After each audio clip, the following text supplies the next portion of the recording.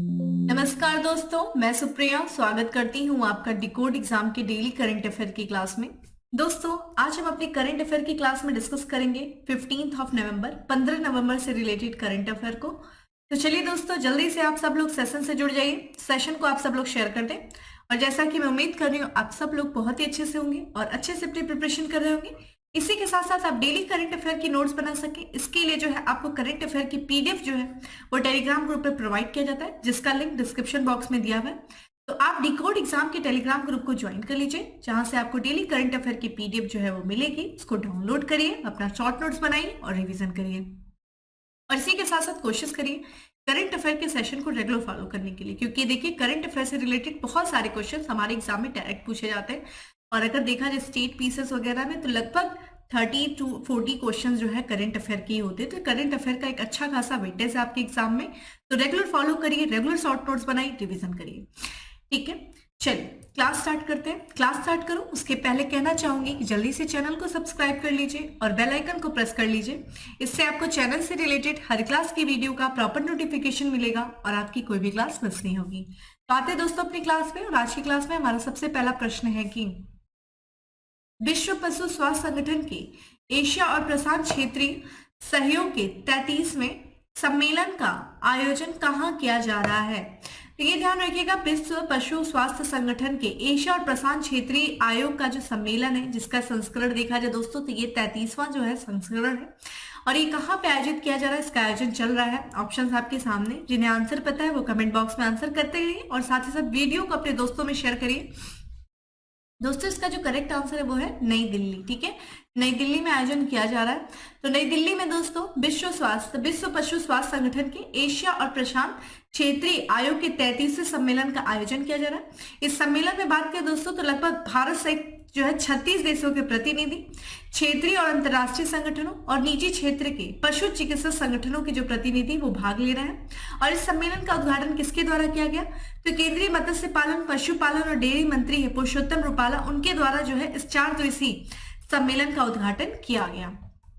इस सम्मेलन की देखा जाए दोस्तों जो कार्यक्रम की मेजबानी करने का जो निर्णय लिया गया था मई 2023 की बात है दोस्तों। यहाँ पे पेरिस में जो विश्व पशु स्वास्थ्य संगठन के प्रतिनिधियों की जो है विश्व सभा आयोजित की गई थी और उसमें 90वें आम जो है सत्र का आयोजन किया गया था। और उसी सत्र के दौरान ये निर्णय लिया गया था कि भारत जो है इस साल जो है विश्व पशु स्वास्थ्य संगठन की मेजबानी करेगा। ये 4 दिवसीय सम्मेलन है, 13 नवंबर को ये शुरू हुआ है, 16 नवंबर तक यानी कि कल तक जो है इसका आयोजन किया जाएगा। अगर हम बात कर लेते हैं दोस्तों विश्व पशु स्वास्थ्य संगठन के बारे में, तो नाम से ही पता चल रहा है कि पशु स्वास्थ्य से संबंधित ये संगठन है। पशुओं से स्वास्थ्य से जो है संबंधित जो कुछ भी रोग हैं उनसे लड़ने के लिए जो है ये वैश्विक स्तर है, वैश्विक स्तर पर ये संगठन है। तो वैश्विक स्तर पर ये पशु रोगों से लड़ने के लिए आवश्यकता के जवाब में जो है विश्व पशु स्वास्थ्य संगठन, इसकी स्थापना जो की गई थी ये, ठीक है, 1924 में इसकी स्थापना किया गया था। और ये विश्व पशु स्वास्थ्य संगठन जो है मानकों को विश्व व्यापार संगठन द्वारा संदर्भ अंतरराष्ट्रीय स्वच्छता नियमों के रूप में मान्यता प्राप्त है। भारत भी देखिए इस सदस्य देशों में से एक है। और इसका जो मुख्यालय है दोस्तों ये कहाँ पे, फ्रांस के पेरिस में। इंपॉर्टेंट हेडक्वार्टर भी है, एस्टेब्लिशमेंट इसका कब हुआ था ये इंपॉर्टेंट है। तो ऐसे क्वेश्चन डायरेक्ट एग्जाम में हेडक्वार्टर से रिलेटेड पूछे जाते हैं, तो ये इंपॉर्टेंट क्वेश्चन, ये भी ध्यान रखिएगा कि ये जो विश्व पशु स्वास्थ्य संगठन के जो एशिया प्रशांत क्षेत्रीय आयोग का जो 33वां सम्मेलन था ये नई दिल्ली में आयोजित किया गया। ठीक है, अगला प्रश्न है दोस्तों की भारत सरकार ने सतत शहरी विकास और सेवा वितरण कार्यक्रम के अंतर्गत किस संस्था के साथ ऋण समझौता किया है। तो यहाँ पे जो है सतत शहरी विकास और सेवा वितरण कार्यक्रम के अंतर्गत किस संस्था के साथ जो है ऋण समझौता किया है भारत सरकार ने। ऑप्शंस आपके सामने दोस्तों, जल्दी से कमेंट बॉक्स में आंसर करिए। और इसका करेक्ट आंसर है एशियाई विकास बैंक के साथ, एशियन डेवलपमेंट बैंक के साथ जो है दोस्तों ऋण समझौता किया है। उद्देश्य क्या है, तो जो सतत शहरी विकास है यानी कि सस्टेनेबल, ठीक है, अर्बन डेवलपमेंट से रिलेटेड है और यहाँ पे सेवा वितरण कार्यक्रम है। तो एशिया विकास बैंक ने, ठीक है, भारत सरकार के शहरी सुधार एजेंडे और कुशल शासन प्रणाली का समर्थन करने के लिए 40 करोड़, ठीक है, ये जिसे हम जो है $400 मिलियन के ऋण की मंजूरी दिया है। तो ये जो ऋण समझौता हुआ दोस्तों कितने का हुआ है, तो 40 करोड़। अगर हम इसे डॉलर में देखें तो $400 मिलियन का ये ऋण समझौता हुआ है। ठीक है, भारत और किसके बीच में, एशियाई विकास बैंक के बीच में। उद्देश्य क्या है, तो भारत जो है शहरी सुधार एजेंडा है, ठीक है, और दूसरा क्या है, कुशल शासन प्रणाली का समर्थन करना है। उद्देश्य क्या है, ठीक है, इस ऋण समझौते का, तो उच्च गुणवत्ता वाले शहरी बुनियादी ढांचे का निर्माण करना, बेहतर जो सार्वजनिक सेवाएं हैं, जो पब्लिक, ठीक है, सर्विसेज है, उसको बेहतर करना है, और कुशल शासन प्रणालियों के माध्यम से शहरी जीवन में क्या करना है दोस्तों, सुधार लाना है। ठीक है, यह कार्यक्रम शहरी सुधारों पर ध्यान केंद्रित करने के साथ ही शहरों को रहने योग्य और आर्थिक विकास का केंद्र बनाना है। ठीक है, तो इतना तो ये लाइन तो आप समझ ही रहे होंगे, शहरों को रहने वहां पे, ठीक है, शिक्षा व्यवस्था अच्छी होनी चाहिए, वहां पे स्वास्थ्य व्यवस्था अच्छी होनी चाहिए, हेल्थ से रिलेटेड सारी फैसिलिटी होनी चाहिए, तो एक तरीके से रहने योग्य शहर के रूप में विकसित करना ये उद्देश्य है। इस कार्यक्रम में शहरी स्थानीय निकायों के क्षमता निर्माण के साथ साथ कानूनी, नियामक और संस्थागत सुधारों के माध्यम से नियोजित शहरीकरण की परिकल्पना भी की गई। ठीक है, तो यहाँ पे शहरी विकास ढांचे को विकसित करने के लिए, कुशल शासन प्रणाली का समर्थन करने के लिए ये ऋण समझौता किया गया है एशियाई विकास बैंक और भारत सरकार के बीच में। 40 करोड़ डॉलर का है, ये ध्यान रखेगा। चूंकि बात करें एशियाई विकास बैंक के बारे में, तो आइए इसको भी डिस्कस कर लेते हैं। तो एशियन डेवलपमेंट बैंक दोस्तों, ये ध्यान रखिएगा, एक क्षेत्रीय विकास बैंक है। किस क्षेत्र का, तो एशिया, ठीक है, एशिया से संबंधित जितने भी कंट्रीज हैं उनके विकास करने के लिए। इसकी स्थापना देखिए 19 दिसंबर 1966 को जो है इसकी स्थापना की गई थी, और वर्तमान में देखा जाए इसमें 68 जो है मेंबर्स हैं। भारत भी जो है एडीबी का संस्थापक देश है। ठीक है, ये ध्यान रखिएगा। उद्देश्य क्या है, एशिया में सामाजिक और आर्थिक विकास को बढ़ावा देना। ठीक है, क्योंकि क्षेत्रीय विकास संगठन है, विश्व का नहीं, क्षेत्र यानी कि एशियाई क्षेत्र का विकास करना। मुख्यालय दोस्तों का है, तो फिलीपींस का मनीले में जो है, मनीला में इसका जो है मुख्यालय, इसका हेडक्वार्टर है। ठीक है, तो ये देखिए हम लोगों ने आज दो संगठन देखा, एक तो विश्व पशु स्वास्थ्य संगठन, दूसरा एडीबी के बारे में पढ़ा। ठीक है, अगला प्रश्न है दोस्तों की, निम्न में से किस राज्य ने प्रधानमंत्री कुसुम योजना के क्रियान्वयन में देश में पहला स्थान प्राप्त किया? तो यहाँ पे देखिए इंपॉर्टेंट दोस्तों, ये भी, ये जो योजना है प्रधानमंत्री कुसुम योजना, ये इंपॉर्टेंट हो जाता है। और इसके क्रियान्वयन में जो है देश का पहला स्थान किसने प्राप्त किया, किस राज्य ने किया है? ठीक है, इसको क्रियान्वयन में, तो बताइए कौन से देश ने जो है, कौन से राज्य ने पहला स्थान प्राप्त किया है प्रधानमंत्री कुसुम योजना के क्रियान्वयन में? तो इसका जो करेक्ट आंसर है दोस्तों वो है सी, महाराष्ट्र। ठीक है, महाराष्ट्र ने, यहाँ पे महाराष्ट्र ने जो है प्रधानमंत्री कुसुम योजना के क्रियान्वयन में देश में पहला स्थान प्राप्त किया है। वहां के मुख्यमंत्री कार्यालय के द्वारा एक जो है वक्तव्य जारी किया गया, और इसके अनुसार देखा जाए जो नवीन और नवीकरणीय ऊर्जा मंत्रालय, दोस्तों ध्यान रखिएगा, यही वो मंत्रालय है जो इस योजना का क्रियान्वयन करता है। ठीक है, इससे देखा जाए इस मंत्रालय ने राज्यों में 9 लाख, ठीक है, 46,471 जो है सौर ऊर्जा पंप लगाने की मंजूरी दिया है। ठीक है, और वर्तमान में देखा जाए कुल कितने पंप लगाए जा चुके हैं, तो यहाँ पे ध्यान रखिएगा, तो 2,72,916 जो है सोलर पंप जो है लगाए जा चुके हैं। और इसमें से भी देखा जाए तो कितने पंप जो लगाए गए हैं, इसमें से सबसे ज्यादा जो पंप लगाने में सबसे अग्रणी राज्य रहा है वो देखिए कौन, लगभग देखा जाए तो 72,000 जो है पंप लगाने में महाराष्ट्र सबसे आगे रहा है। ठीक है, चूंकि बात कर लेते हैं प्रधानमंत्री कुसुम योजना, देखिए कुसुम का फुल फॉर्म क्या है, ठीक है, ये ध्यान रखिएगा।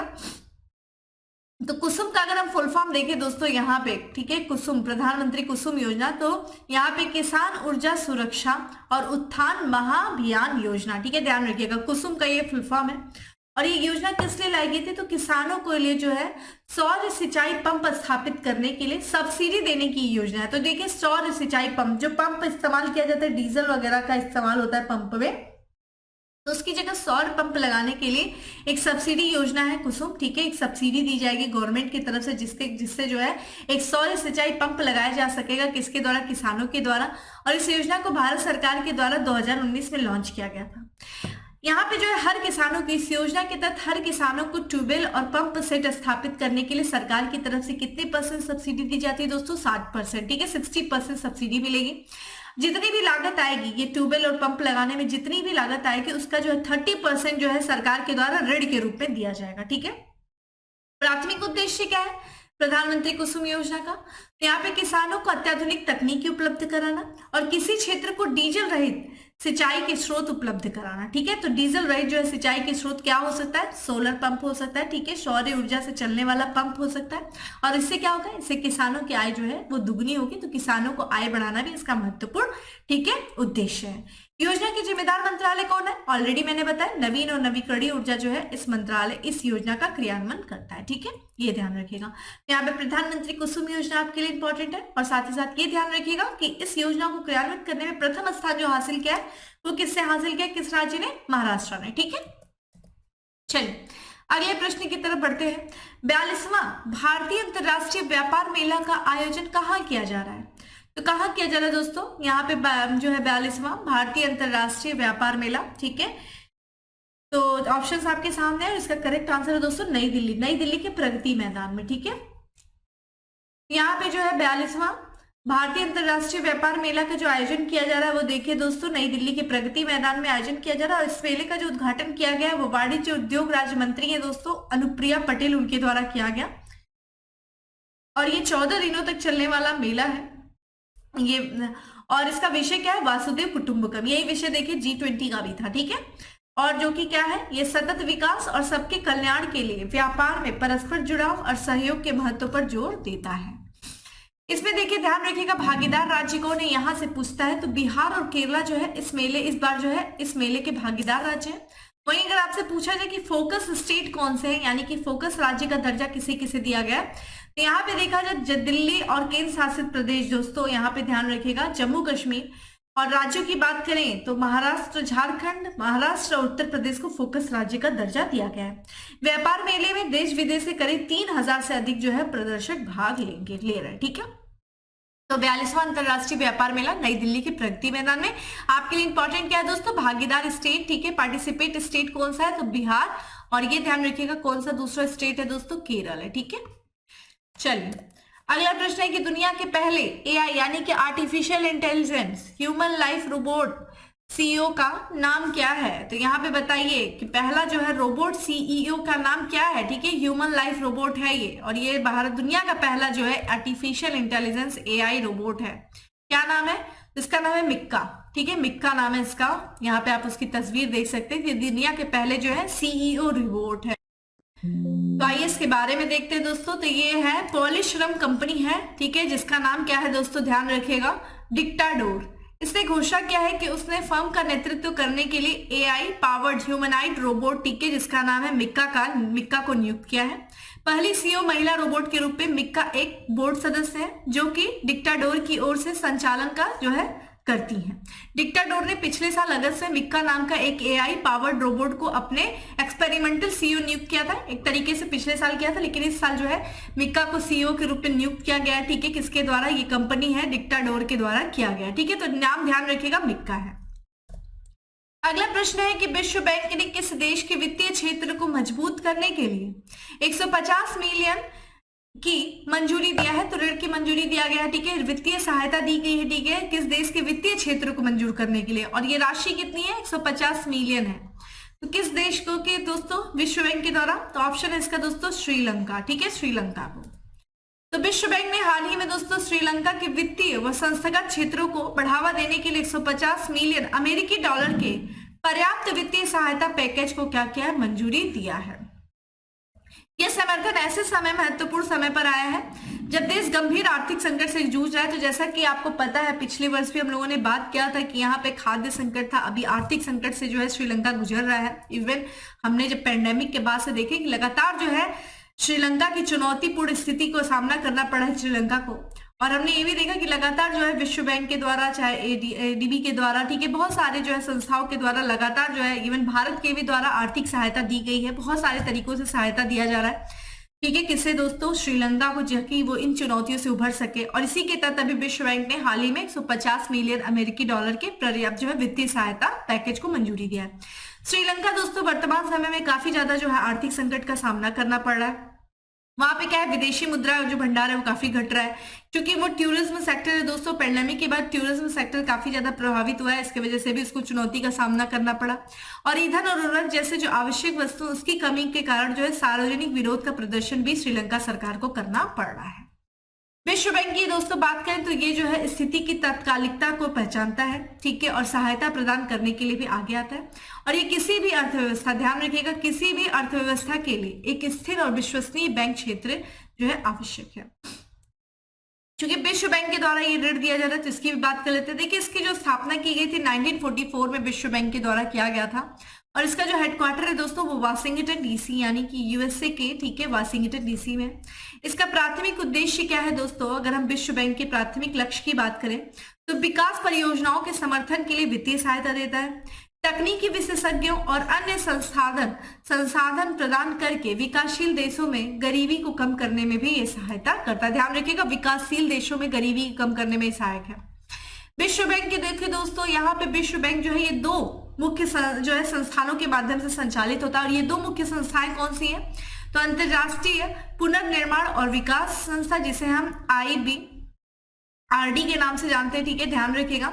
वहीं अंतरराष्ट्रीय विकास संघ, जिसे हम IDA के भी नाम से जानते हैं, ठीक है। इन दो संस्थाओं के माध्यम से जो है ये संचालित होता है। वहीं हम बात करें IBRDA यानी कि बात करें अंतरराष्ट्रीय पुनर्निर्माण और विकास बैंक, इसके माध्यम से जो है इसका ये मध्यम आय और ऋण योग्य कम आय वाले देशों को क्या करता है? ऋण प्रदान करता है। तो जितने भी जो मध्यम आय वाले हैं और ऋण योग्य कम आय वाले जो देश हैं उनको ये ऋण प्रदान करता है।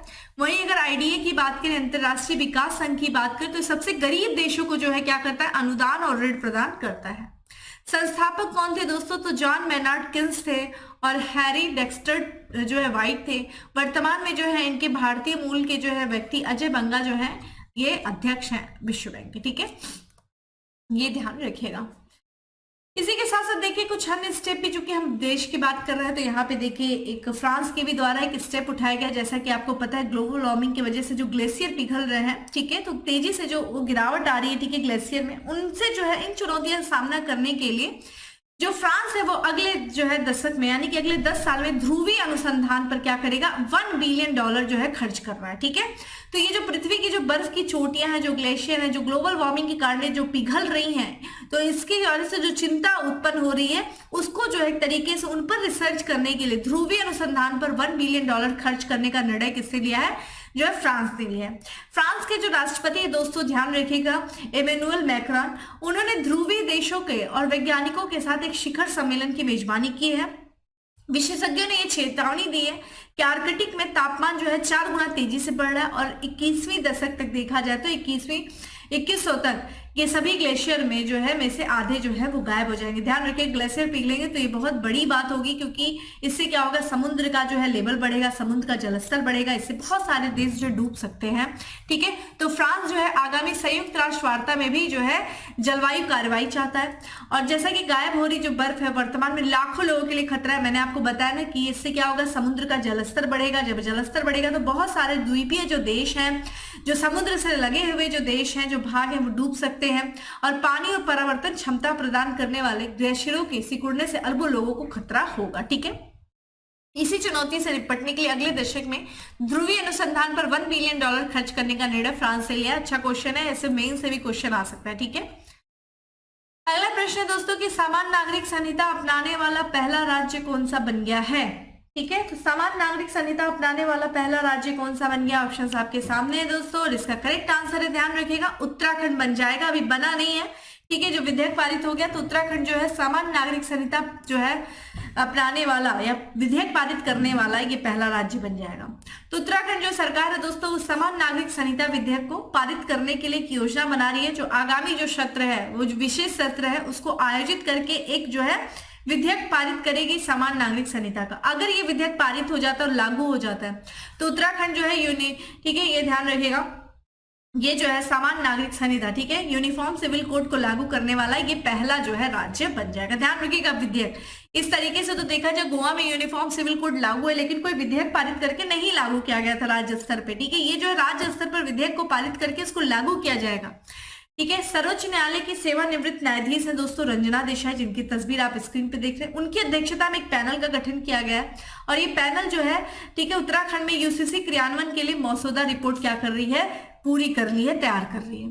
सामान्य नागरिक संहिता की दोस्तों जो बात करें, जैसा कि आपको पता है हमारे संविधान के भाग 4 में, ठीक है, जो अनुच्छेद है 44 अनुच्छेद 44 में जो है यूनिफॉर्म सिविल कोड यानी कि ध्यान रखिएगा सामान्य नागरिक संहिता के बारे में बात किया गया। और भाग 4 क्या है दोस्तों, यहाँ पे राज्य के नीति निदेशक तत्व यानी कि DPSP, directive principle of state policy, और ठीक है, तो यहाँ पे भाग 4 में इसका उल्लेख है। और ये निदेशक तत्व जो कि ध्यान रखिएगा कानूनी रूप से प्रवर्तनीय नहीं, आप जाकर के कोर्ट में इसको प्रवर्तनीय नहीं करा सकते, लागू नहीं कर सकते हैं जब तक कि राज्य जो है इसको नहीं करता है। और एक तरीके से राज्य को नीति निर्माण करने में जो है ये क्या करते हैं, ये नीति निदेशक तत्व मार्गदर्शन करते हैं। देखिए अभी तक एकमात्र ऐसा जो राज्य है वो कौन सा है दोस्तों, गोवा है, जहां पे ये संहिता जो है समान नागरिक संहिता लागू है। ये दोस्तों उस समय लागू किया गया था 1961 के समय में बात है, जब जो है पुर्तगाली शासन से स्वतंत्रता के बाद गोवा ने अपने जो है सामान्य पारिवारिक कानून को बनाए रखा था, जिसे गोवा नागरिक संहिता कहते हैं। तो ध्यान रखिएगा, गोवा नागरिक संहिता समान जो है नागरिक संहिता नहीं, वो एक तरीके से वैसा ही कि वहां के सभी लोगों को जो है सभी लोगों के लिए एक ही कानून है, कोई भी अपना धार्मिक कानून नहीं है। ठीक है, यहाँ पे हिंदू मुस्लिम सिख ईसाई सभी लोग के लिए एक ही कानून है। ठीक है, तो यहाँ पे गोवा में चलिए अब आप मुझे बताइए, चूंकि गोवा जो है 1961 में जो है पुर्तगाली शासन से स्वतंत्र हुआ था, तो भारत सरकार के द्वारा कौन सा ऑपरेशन चलाया गया था। ठीक है, उस ऑपरेशन का नाम बताइए जिससे पुर्तगालियों को जो है गोवा से खदेड़ा गया था। भारत सरकार के द्वारा चलाया गया ऑपरेशन है, कमेंट बॉक्स में आंसर करिए।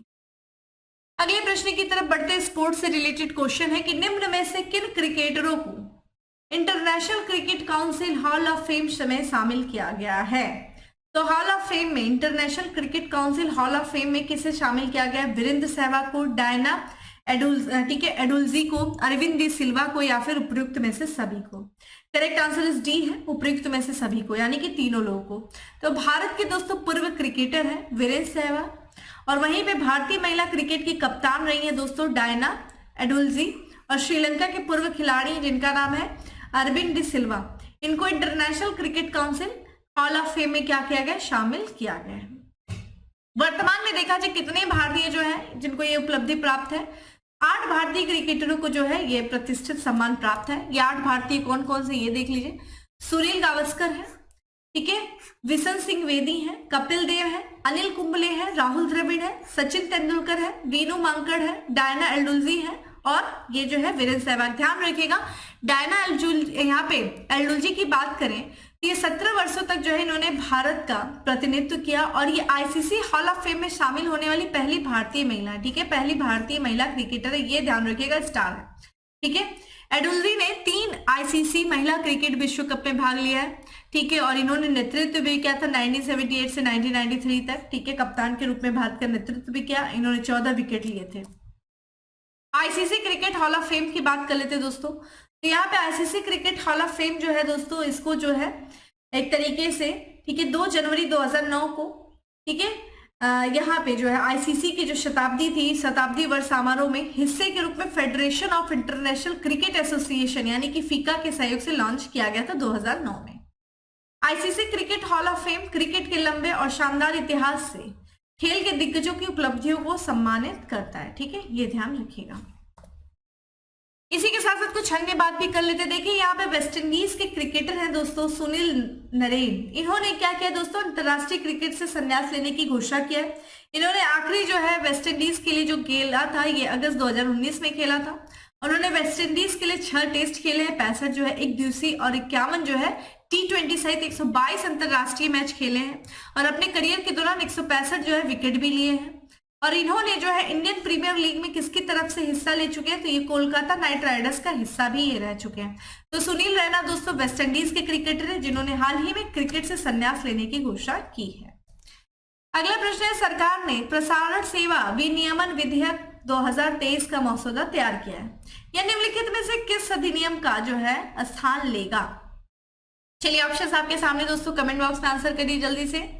करेक्ट आंसर है दोस्तों केबल टीवी नेटवर्क अधिनियम 1995 का स्थान ये लेगा। कौन सा दोस्तों, प्रसारण सेवा विनियमन विधेयक 2023।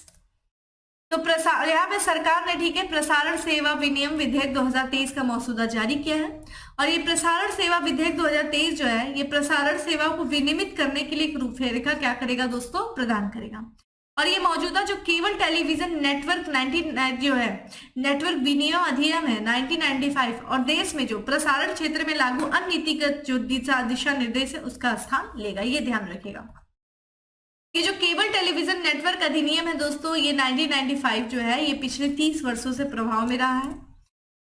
प्रसारण सेवा विधेयक 2023 के अंतर्गत विनियम प्रक्रियाओं को मजबूती देने, ओवर द टॉप ओटीटी सामग्री, और यहाँ पे यानी कि ओवर द टॉप है ओटीटी उसको कहते हैं, डिजिटल खबरों को अपने दायरे में लाने, उभरती प्रौद्योगिकियों के लिए समसामयिक परिभाषाएं और नियम लागू करने का जो है प्रावधान है। ये उभरती प्रौद्योगिकियों के लिए समसामयिक परिभाषाएं और प्रावधान भी प्रदान करेगा। यह कंटेंट सामग्री मूल्यांकन समितियों की शुरुआत के साथ स्वनियमन को भी बढ़ाएगा, मौजूदा अंतर विभागीय समिति को अधिक सहभागी और व्यापक प्रसारण सलाहकार परिषद में भी विकसित करेगा। ठीक है, ये ध्यान रखिएगा। तो यहाँ पे दोस्तों ध्यान रखिएगा कि अभी प्रसारण सेवा विनियमन विधेयक 2023 आया है, ये किसका स्थान ले रहा है? तो केबल टेलीविजन नेटवर्क विनियम अधिनियम 1995 का। आज का हमारा लास्ट प्रश्न है कि भारतीय सेना के किस नवीनतम स्वदेशी मिसाइल विध्वंसक पोत का अनावरण किया है? तो किस नवीनतम स्वदेशी जो है मिसाइल विध्वंसक पोत का अनावरण किया गया भारतीय सेना के द्वारा? करेक्ट आंसर इज बी है, सूरत। तो भारतीय नौसेना ने नवीनतम स्वदेशी मिसाइल विध्वंसक पोत जिसका नाम है सूरत, इसका अनावरण जो है किया गया है। किसके द्वारा किया गया? तो गुजरात के जो मुख्यमंत्री हैं भूपेंद्र पटेल, उनके द्वारा सूरत में जो कि किया गया। सूरत शहर के नाम से इस जो है विध्वंसक पोत का नाम रखा गया है। इस समारोह में दोस्तों कौन मौजूद था? तो यहाँ पे जो नौसेना प्रमुख है एडमिरल आर हरि सिंह, वो शामिल थे। स्वदेशी और गाइडेड विध्वंसक मिसाइलों से लैस इस पोत के निर्माण का जो शुभारंभ जो किया गया था वो रक्षा मंत्री राजनाथ सिंह के द्वारा पिछले साल मार्च में किया गया था और रक्षा मंत्री राजनाथ सिंह ने इसे 17 मार्च 2022 को मुंबई में लॉन्च किया था। और ये गुजरात के किसी भी शहर के नाम पर रखा जाने वाला ये पहला युद्ध पोत है। क्या नाम है दोस्तों? सूरत। ठीक है, ये ध्यान रखिएगा। तो दोस्तों ये था आज का हमारा 10 MCQ। अब बात कर लेते हैं दोस्तों किसके बारे में? फैक्ट्स ऑफ द डे के बारे में। फैक्ट्स ऑफ द डे में हमारा सबसे पहला फैक्ट है कि मूडीज इन्वेस्टर सर्विस का 2023 में भारत के लिए आर्थिक विकास का पूर्वानुमान है कितना है दोस्तों? तो यहाँ पे 6.7%। ईपीएफओ कार्यालय ने सर्वश्रेष्ठ निधि आपके निकट 2.0 अभियान श्रेणी में भविष्य निधि पुरस्कार 2023 जीता है। तो ईपीएफओ के किस कार्यालय ने? क्षेत्रीय कार्यालय जम्मू ने। ठीक है, क्षेत्रीय कार्यालय जम्मू ने सर्वश्रेष्ठ निधि आपके निकट 2.0 अभियान श्रेणी में भविष्य निधि पुरस्कार 2023 जीता है। विश्वविद्यालय ने उपभोक्ता अधिकार जागरूकता अभियान आयोजित किया है। तो किस विश्वविद्यालय ने? बहरामपुर विश्वविद्यालय ने। अगला, हाल ही में समुद्र के अंदर ज्वालामुखी विस्फोट के बाद एक नया द्वीप मिला है किस देश को दोस्तों? जापान को। तो जापान के पास में समुद्र के अंदर विस्फोट हुआ जिसके बाद एक नया द्वीप बन गया है। ठीक है, आईएमए इंडिया ने क्षेत्रीय सम्मेलन का आयोजन किया। कहाँ किया? मुंबई में किया। तो दोस्तों ये था आज का हमारा करंट अफेयर। उम्मीद है आपको अच्छा लगा होगा। अच्छा लगा है तो लाइक करिएगा, दोस्तों को शेयर करिए। दोस्तों लाइक्स बढ़ाइए, कमेंट बढ़ाइए। जो भी क्वेश्चन मैं आपसे पूछ रही हूँ, अब तो मैं एक ही क्वेश्चन आज पूछी हूँ, तो उसका आंसर आप लोग करिएगा। ठीक है, फिर मिलते हैं दोस्तों अगले सेशन में। तब तक के लिए bye, have a good day, stay safe and stay happy.